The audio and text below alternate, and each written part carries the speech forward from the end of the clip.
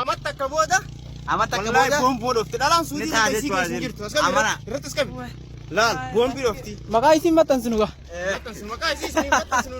Tarii namoonni viidiyoo kana argitanii waan gaarii yookaan waan bareedaa wayii isin fakkaachuu danda'a. Ashama akkam jirtu dursa kiyaan jira galata rabbii isinillee bakka jiraattanii waa'ee gibbii haruu viidiyoo wayii tokko waraabirratti viidiyoo sana ammallee fideera. Baay'een keessan owarri akkanaa maali gibbii isaa haruu jirta gibbii sana isteen badduu kan jettanis ni jirtanii qilleensa jidduu kana ka'e baay'een keessan argitanii jirtanii hojii hojjetamutti baay'een namoota hin affaru hin dhoksu ani garuu dhoksus hin affarusi maaliifi gibbiin jara kanaa badaas ta'e gaarii ankoo miti kan arabaati jechuudha ta'us immoo owwaara jidduu kana ka'e baay'een keessan ni beektan jechuudha jechoota tokko tokkoof omaa rakkoon qabura darbaa. Waa'ee mucayyoo kanarratti haasa'uu fi baay'een keessan TikTok irratti argitan ta'uu danda'a. Seenaa namarra haasa'uu hin dhufne waa'ee mucaa kanaa fi mucayyoo Haannaa jedhamtu suuraa ishee asirratti ni maxxansa. Mucayyoon sun Amaara na fakkaatte asiif achi oofu jirani suuraa ishee. Okay, mucayyoon isheen kun Amaara natti fakkaatti. Mucayyoon kun afaan Amaariffaa, Arabiffaa, Oromiffaa, Tigriffaa, Ingiliffaa dabarsuu jiranii. Mucaan kun kan dhufte karaa Bahaaraaniiti. Baay'een keessan afaan Amaariffaa waan ta'eef namoota hedduuf galuu dhiisuu danda'a. Afaan Arabiffaatiinis hojjetamee jira. Mucayyoon kun karaa Bahaaraa yeroo dhuftu gara biyya ofii galuuf yeroo jettu immoo daldalaan gara biyyaa si deebisa jedhee booda nama biraatti gurguratee ergisi hinduuteetti fudhatamte garuu jirti gurguramte akkasitti kan odeeffamaa jiru. Mucayyoo kan Haannaa jedhamtu kun jechuudha. Ishee kanammoo Oromoodhaan ni agartanii ijoollee waliin akka isaan ta'aa deemanii walumaa galatti jarri kun lama waa ilaalachuun jechuu koo osoo hin taane warreen karaa Bahaaraa dhufaniif yaada isiniif qooduu barbaada. Warra karaa Bahaaraa dhufanii fi warra waraqaa malee alaa hojjechuu jirtan fakkeenyaaf karaa Bahaaraa dhuftan haa ta'u alarraa hojjechaa jirtu haa ta'u maadaamii jalaa paaspoortii gattanii baddan haa ta'u walumaa galatti waa isinii qooduu barbaada jechuudha. Fakkeenyaaf ijoollee baay'een biyya kanaatii gara Dubaayii deemu, Saawudii gara Dubaayii, Bahareen gara Dubaayii, Kuweetii gara Dubaayii waan akkas akkasii faashinii ta'eera jechuudha. Fakkeenyaaf amma ijoolleen baay'een ani qarshii guddaa nyaatame amma mucayyoon Amaarri kuni yookaas maqaan ishee Haannaa jedhamtu suni namni ishee gurguratti eenyu daldalaadha. Sababiinsa yeroo isheen gara biyya koo deebi'u hedaa yeroo gara biyya deebi'uu barbaaddu immoo karaa Bahaaraan isaanii yeroo isheen deebi'uuf jettu daldalaan fuudhee gurguratee jechuudha. Garuu daldalaan maal jedhe siifan xumura gara biyya keessi gashaa ergi jedhee booda gara biyya ishee gashuu dhiisee gurguratee jechuudha. Achi booda jarri maal jarree namoonni kaan duutee jirti akka isheen biyya Arabaa yookaas immoo Saawudii keessatti duutetti akka itti irraa haasa'anii jechuudha mucayyoo sanarraa yeroo darbe mucaan kun ergi baddee turtee jirti garuu amma argamtee jirti jechuudha. Fakkeenyaaf daldalaan namoonni baay'een daldalaan Oromoodha, Amaaraadha, Tigreedha akkatti wal qooduu danda'a ilmi namaa kamuu jechuudha.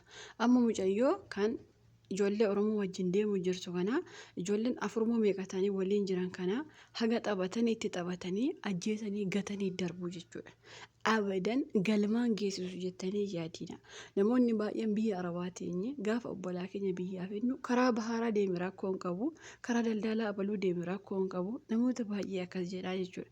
Irra caalaan shamarranii biyya bahuu caalaa osoo biyya keenya keessatti qoraan gurgurree kasala gurgurree irra filatamaadha. Sababiin isaa keessafuu warri karaa Bahaaraa dhuftan dhibee guddaa qabdan an dhugaa rabbii isiniin jedha maaliif amma mucayyoon kun dhiira wajjin deemaa jirti dhiironni kun 3 moo 4 jechuudha. Dhiironni kun fakkeenyaaf namni lama yoo itti furee inni takkallee taa'ee hin eegu siigalee fakkeenyaaf tokko itti waan furame takka amma taa'ee eeguu hin danda'u maaliif yoo duute gatanii darbu jechuudha. Karaa Yemenii kana tulluu keessatti namoonni baay'ee yookaas immoo caaka keessatti agartaniitu yoo ta'e shamarra baay'ee du'ee ciciisa. Garuu yeroo viidiyoo waraaban maal jedhani akka itti duutee hin beeknu karaa itti nurratti duutee bishaan eebbattee maal jedhani. Garuu dhiirri karaa kanarra yaa'u itti wal furee shamarri yeroo isheen duutu caakka darbaa jechuudha. Mucayyoon kun amma dogoggorri ishee inni guddaan maali? Ijoolleen kun maal isheellee haa ta'an obboleessa isheellee maan ta'an haadhoo isheellee maan ta'an maaliif karaa fagoo wajjin deemtee miti beeki? Maaliif waliin baatee miti beeki?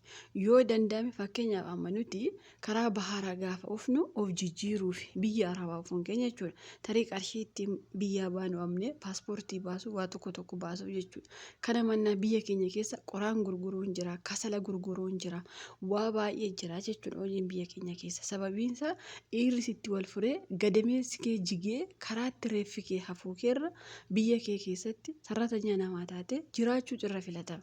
An dhugaa dubbachuuf mucayyoo kana kan hanna sana caalaa mucayyoo Amaaraa sana caalaa irra caalaa kan na gaddisiise mucattii ijoollee dhiiraa wajjin deemaa jirtu jechuudha.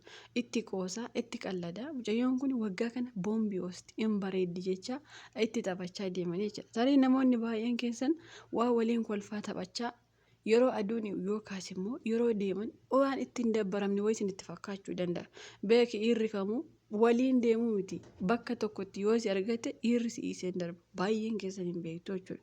Mucittii kana walumaa galatti akka isheen duutetti ilaalee jira nama baay'een keessan garuu fayyaa qabdi jettanii ani mucittiin kun osoo fayyaa qaba jettee miidiyaa irratti as baatee dubbattee hin amanuu jechuudha. Sababiinsaa lubbuu isheetiin akka uftee Saawudii seentu miti haga Yemanii seentu rabbitu beeka an dhugaa rabbi isiniin jedha. Sababiinsaa dhiirri hammi kun sitti wal furuu miti dubartii tokkotti dhiirri tokkoyyuu hin cima jedhee yaada an dhugaa rabbi isinitti himuuf jechuudha. Maaliif mucayyoon kun amma mee viidiyoo sana deddeebitan ilaaltan ija ishee sirriitti ilaalaa. Iji ishee sirriin jiru yeroo dubbattullee sirriin dubbachuu hin jirtu. An dhugaa rabbi viidiyoo akka mucattii kana na gaddisiise abadan inumaa hin argamne. Namoota baay'eerraa viidiyoo hojjechaa oola. Viidiyoo baay'eellee argaa oola. Dhugaa rabbi carraa shamarra kana baay'ee takka garaa na nyaate. Yeroo takka carraan keenya kun fuudhee biyyaa nu baase yeroo biyyaa nu baasuuf ka'ummoo karaa baharaa akka dhiiraatti cabsinee gaafa deemnu baay'ee nama gaddisiisa. Okay. Gorsi kiyya inni itti aanu ergi biyya kana keessa geessanii fakkeenyaaf mucayyoo haanna sanatti yeroo isiniif deebi'u. Baay'een keessanii daldaala nuufaa xumuroo jettan. Daldalaan seeraan xumurus jira. Daldalaan deebisee siin gurguratu immoo jira. Fakkeenyaaf daldala tokko kan ittiin deemuu dandeessan yookaas immoo gara biyyaa siin gashuu kan danda'u maalummaa isaa yoo beektan duuba isaa maaltu jira namni kun nama eessaati eenyutu immoo karaa isaa galee akkaataa kanaan isayyuu nama wal gurmeessitanii ijoollee wal gurmeessitanii beek ijoollee alarra jirtan warri waraqaan qaban karaa baharaa uftan haa ta'u mana arabaa keessaa baddan haa ta'u karaa hedduu haa ta'u qofaa keessa yookaan nama lama sadii taatanii daldala manbeenni xaxxanii fakkeenyaaf amma wallahi amma tuleera ijoolleen gara Dubaay deemuu barbaadan keessaa nu dubbisa ijoolleen kana ta'uu barbaadan waa hedduu jechuu jiran baay'een keessan garuu uguma seetanii daldala baay'ee fiigdan kaan birrii fi nyaatamaa kaan immoo lubbuu fi abaa bakka akkaataamatti isin deemtan ani hin beeku dhugaa rabbi. Mucayyoo haannaa kana namni galaafate eenyu daldalaadha jechuudha. Tokkoffaa dirqama karaa daldala gara Itoophiyaa galuun qabdan isin.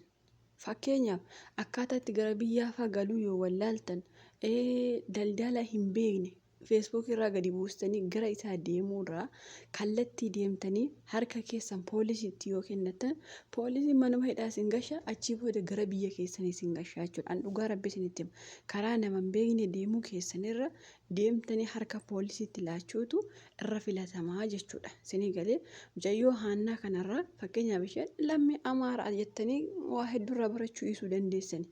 Garuu kan ishee galaafate yookaas immoo kan ishee nyaatee taa'e daldalaadha irraa waa barachuu qabdanii jechuudha.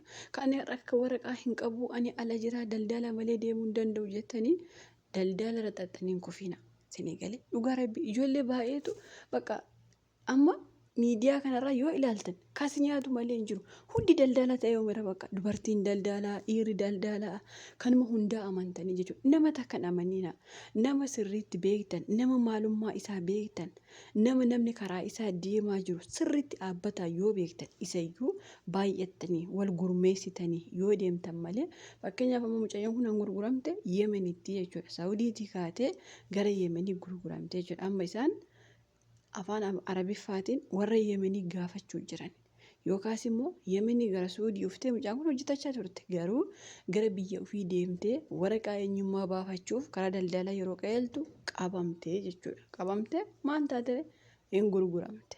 namni si bute sun immoo yookaas namni si bitate qarshii isaati waan ta'eef fedhu sitti haasa'ee fedhu kalee kee baafatee fedhu mucaa sirraa godhatee fedhu si ergatee fedhu si qalee dantaa keetii jechuudha.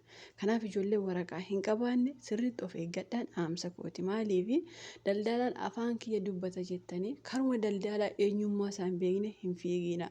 Dirqama suuraa isaa qabaachuu qabdanii maalummaa isaa beekuu qabdanii eessa isaa beekuu qabdanii maatiin keessan yoo haga maalillee ta'e maatiin kee obboleessi kee obboleettiin kee nama sana beekuu qaban. Maaliifi gumaa keellee kasii baasu duuba kee jiraachuu qabaa jechuudha. Isinii galee kana hundumaa dhiistanii irra caalaa naaf kan filatamu yoo karaa abdan yoo kallattii wallaaltan karaa poolisii yoo galtan irra filatamaadha jechuudha. Maaliifi daldalaa caalaatu poolisiitu irra gaariidha.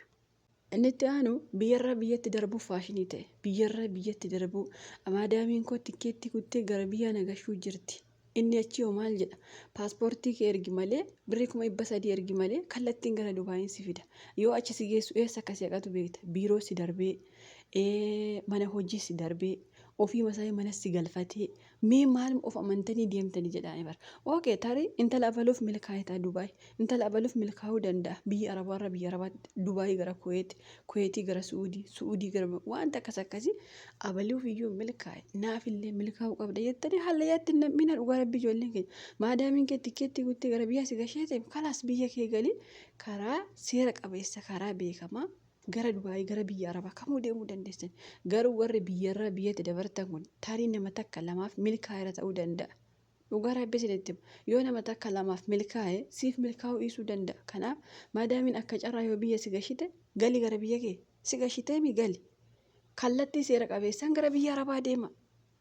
Dhugaa rabbi maaliif amma ijoollee meeqatu okatee jira ijoollee meeqa gurgurame ijoollee meeqa reebamaa jira mee tiiktookii feesbuukii ilaala.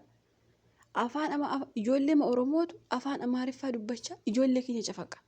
Sinii galee yookaas immoo lammii biyya biraatti jedhanii akkasitti wal cafaqan. Ani yeroo baay'ee ijoolleen keenya akkaataa itti isin amantanii ijoollee dhiiraatti yookaas immoo fakkeenyaaf hin jira miti ka daldalaa jedhee gara biyya si gasha yookaan kootu na bira taa'ee hojjetu. Ani akkamitti isin onnee qabaattanii akka achi deemtan rabbiin haa beeku. Ani dhugaa dubbachuu fakkeenyaaf shamarrootuma gaa'ila dhaabbanne yookaas kaganaa heerumu faatu kallattii adda addaan deema jechuudha. Kun immoo lubbuu keessan irratti miidhaa geessisuu danda'a waan ta'eef waan kanarraa bareechisanii akka of eeggattan viidiyoo namootaa ilaala ijoollee dararamaa jirtu ilaalaati bonna irra gahuu danda'a jettanii gara fuula duraatti of gorsuu dandeessanii jechuudha. Viidiyoo keessaafuu kan mucayyoo amma deemaa jirtu baay'ee fokkata.